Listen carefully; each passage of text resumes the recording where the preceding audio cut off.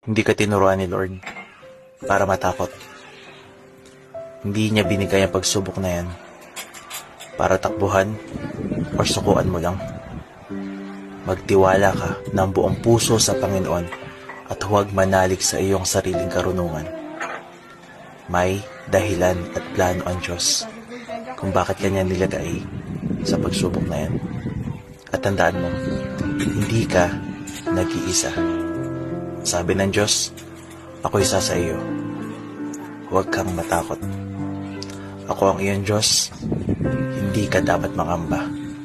Palalakasin kita at tutulungan, iingatan